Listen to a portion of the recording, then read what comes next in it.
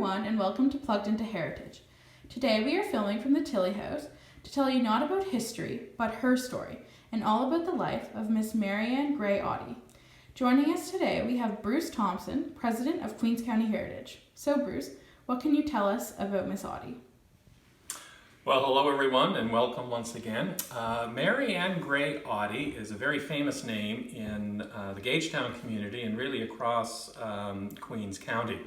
But like many historical characters and personages, their reputation starts to fade after a little while. Miss Otty has passed away in 1963, so well over 50 years, almost 60 years has passed. But she is a key character, key person to the protection of heritage in Queens County, and a lot of what we know about the history of Queens County is due to her work. So Miss Otty, here we have a portrait photograph of her a little bit later in life, probably from the 1940s. And she was born the 24th of February, 1890. And her father was Norval Otty, and her mother was Charlotte Gilbert. And Charlotte Gilbert was of the Gilbert family here in the village of Gagetown. Norval Otty, he was from a distinguished line of loyalists from Kings County. But in 1890, they moved to Gagetown and had a house just up the hill. It was just recently torn down, actually, but that's where the family lived. Her father, he actually built some cabinets, and we have a cabinet of his that is at the courthouse. Her mother, as I said, was one of the Gilbert family, and so she had deep connections here in Gagetown, which is probably why the family ended up here and not in Kings County. So we do have a photograph of the family when Miss Otty was fairly young. She's probably a girl. She might be 10 years old here, or 11 or 12. And here we have her mother, and here we have her father, just sitting outside their house. So we don't know a lot about her early life. She did have an older brother, Alan. They would have attended the local grammar school and would have been engaged in a whole variety of activities of church groups and the other social events of the 1890s and early 1900s. But the family clearly put a premium on education, and this was something that interested Marianne Grey Otty. So she went on to higher education, and she graduated from the Kingston Consolidated School in Kingston, Kings County, in 1907, and then she went on to a university career. So this is the early 20th century, quite unusual for a young woman from the countryside to go to university, but she went. And she graduated with honors. And in the museum collection, she graduated in 1911, we have a card from the graduation banquet for the University of New Brunswick in 1911. And this was Miss Otty's personal card, and inside we have the menu, we have the various toasts that were being done, and the toast to the class was being done by Miss M.G. Otty. And to give you an idea of what they feasted on that night, we have starters were oysters on the half shell, salted almonds, sliced tomatoes. The soup was mock turtle. They had a fish course of boiled St. John River salmon with hollandaise and sliced cucumbers. They had strawberry shortcake and whipped cream, chicken salad, and breaded mountain oysters with tomato sauce. That was the fish course. Strawberry shortcake with your fish course. For roasts, they had the options of turkey and cranberry sauce, prime rib of western beef, spring lamb or sugar-cured ham with French mustard.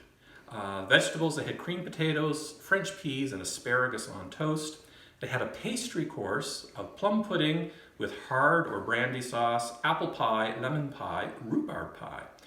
And then they had dessert, which was ginger cream, port wine jelly, UNB college ice, almonds, walnuts, filberts, raisins, bananas, oranges, and apples, crackers and cheese, and then they topped that all off with Café Noir. So, a very special piece to have. And we have some other books and documents that belong to Miss Otty where she often did various sketches. And I'm pretty sure that this watercolor painting on the cover of the menu is actually a watercolor by Miss Otty, because it's very, very similar to the other drawings that we have. At the time of her graduation, she wasn't valedictorian of her class, but she was chosen to deliver what was called the Ivy Oration. And we have her original copy written in her hand. We're missing a little bit at the top here, but it goes on and on for several pages. And the interesting thing is that she's imagining what life would be like in the year 2000. And what she dreams of course, is peace, love, and joy, and a natural environment of vast forests that stretches from sea to sea. So her prediction didn't quite work out that way. But it is a lengthy speech that she gave. It goes on for about 23 pages of detail, handwritten. No teleprompters in those days. We know that the family was a fairly lively family, engaged in a variety of things. Her father was fished, and we have his fishing pole and his fishing reel. And we know that he taught his daughter how to fish, so she probably used this fishing pole and the reel as well. They were a very well-read family, so we have poems by Bliss Carman. And this was given to Miss Otty for Christmas 1924 from her mother. So after she graduated from the University of New Brunswick, she ended up going to Chicago for her master's degree. And following that, she became the principal of the Gagetown Grammar School and then the principal of Bathurst Grammar School as well. Then she returned to Gagetown about 1913 and made Gagetown her home for the rest of her life. She lived with her parents and her brother Alan. Her brother Alan was actually a boat builder here in the village. His boat shop, carpentry shop, still exists, stands up on Babbitt Street. It's now a private home, but that's where he built various small yachts and sailboats. So a very talented individual. When war broke out in 1914, her brother signed up, as many young men did. We have the medals of her brother, Alan Otty, his World War I military medals. So in 1913, Miss Otty became secretary of the Women's Institute. And we have various volumes of the WI minutes written in her very distinctive hand. And once the war started, the WI packed Christmas boxes for the soldiers and the nurses who were serving overseas. So in 1917, in October, we have the list of all of the people who were going to receive the boxes. And she lists off all the things that were in every box as well. Everything from Moyer's chocolates, Ganong's chocolates, fruit cakes, some cigarettes, some candles, sugar. All of these things were purchased from local businesses. And even 100 years later, we were talking about shopping local. This is what they were doing 100 years ago and packing the boxes for the soldiers and nurses overseas.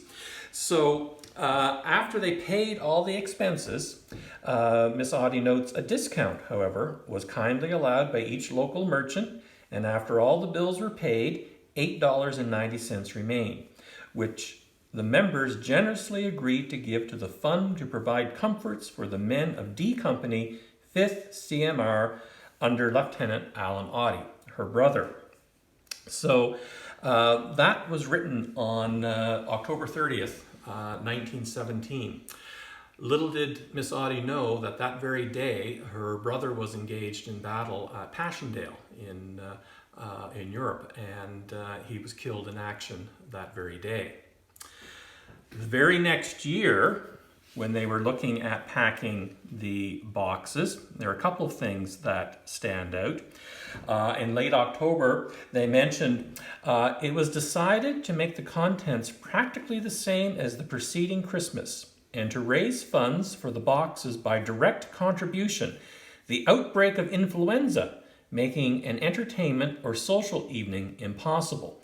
So that's one of the few references that we actually have to the 1918 flu epidemic, which is relevant, of course, to what's happening in 2020, where they were canceling events, social events, and so on. A few days later, Miss Otty records once again the packing of the Christmas boxes, who is getting them, what's in it, and again, generous discounts from the local merchants.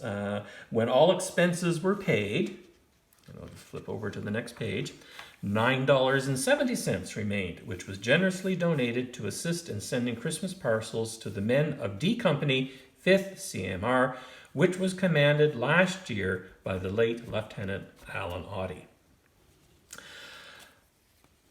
After the war and after the loss of her brother, life carried on, of course, and Miss Otty embarked on a career in journalism.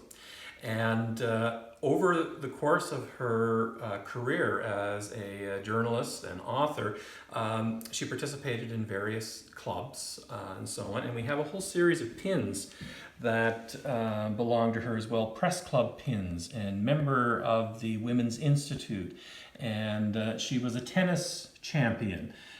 So a whole variety of things. Oh, life membership of the Church Auxiliary. She was a blood donor. She was a member of the Red Cross service badge. Along with being a journalist, she worked for the Queen's County Fair. She worked for the Bank of Nova Scotia. She worked for the Queen's County Agricultural Office as well. And at one point, Patricia Jenkins wrote some notes. This was actually part of her eulogy that she gave at Miss Otty's funeral in 1963. And I have my notes with me because I want to do it justice, what she said. But Patricia Jenkins wrote about Miss Otty, her facility with language was enhanced by her nimble wit, her penetrating insight, and her thoroughgoing interest in every phase of life. And through her journalistic work, Miss Otty really was the voice of Queen's County for decades and for over 50 years. And Miss Jenkins noted that she covered everything from murders to Sunday school events, from horse races to county council sessions. Miss Otty was very active in the community, as the pins show, but we also have a photograph of her with the Anglican Church women at a quilting party. A whole variety of local women are noted, but here's Miss Otty. She's a little blurry, but this is her standing off to the side. And when the loom crofters started up in the late 1930s, early 1940s, Miss Otty was very keen to help promote the business, and she wrote several articles about the work of the loom crofters, especially in 1951, when the loom crofters were making the gifts for Princess Elizabeth and the Duke of Edinburgh. And if you refer back to one of our earlier videos, you can learn all about those royal gifts. Miss Otty wrote a lengthy article for the newspapers, the Telegraph Journal and the Daily Gleaner at that time. Afterwards, she sent a clipping to the Queen, who, of course, ascended the throne in February of 1952. And as a response, the Queen actually wrote back. And we have the letter from the 4th of March, 1952, from Clarence House, which is where Queen Elizabeth and the Duke of Edinburgh were living at that time.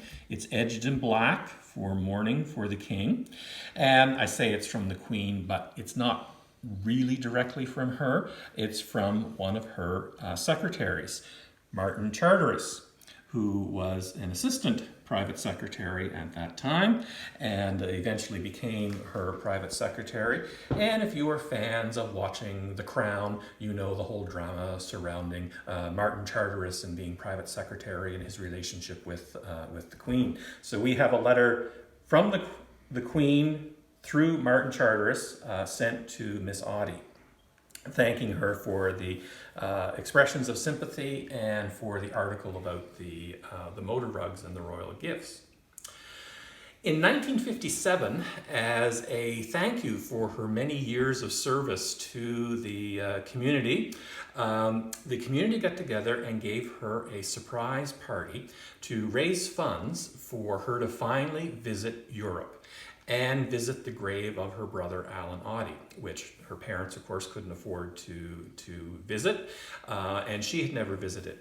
So several $100s, which would be several $1,000 in today's money, were raised to send Miss Otty overseas. In 1959 is when the visit actually took place, and Miss Otty recorded her journey in a journal, and for Christmas of 1959, she produced this little Christmas card. We have it opened up so it doesn't crease, but it was folded up into a nice little card, brochure. So it says Christmas greetings and an image from her trip. And inside, it is the complete details of her trip, where she visited, what she did. She was also attending a Women's Institute international conference, so she talks about that. We have some other correspondence in the collection where she's writing the Loomcrofters saying, I have a source for you. They want to order something, and can you send it to England post haste? But she recorded this, and then she signed it, of course, Molly Otty in the very bottom. In our collection, we also have various examples of her draft articles. And in the Loomcrofter Studio collection, we have files and files and files and files of her articles. And a lot of what she wrote about were social notes and exciting things that were going on in the community, from Valentine's Day parties to St. Patrick's Day parties, meetings of the WI, the church groups, the Legion, and so on. So we have all of those articles along with some great insight into local history. So a lot of what we know about the village of Gagetown and this entire region is due to some of the work that she was doing, because she was of the generation, when she was young, listening to the older people who weren't that far removed from the Loyalist migration in the 18th century. So through her work, we're able to go back, and it's pretty much of a touchstone back almost 200 years through her work. So we have her articles. One of the special things we have are these two notebooks. And these are two of her last, if not the last, notebooks that she was producing, making notes of various articles, various events that were going on in the community. These date to 1963.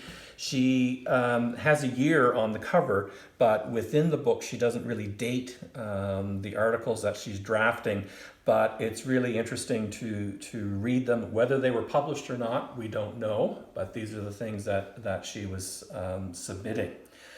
She died, quite surprisingly, in July of 1963. She had gone out the night before to one of the community events and was in her usual health and vigor. She was brought home by neighbors, and unfortunately it wasn't discovered that she had passed away until 3 days later, when a neighbor noted that her milk had not been retrieved from the back step. So when it became known that she had passed away, she was widely mourned, and people were quite sad at her passing. She was only 73 at the time, so she had several years ahead of her. But she was recognized for her long work. And again, if I can quote from from her eulogy by Patricia Jenkins.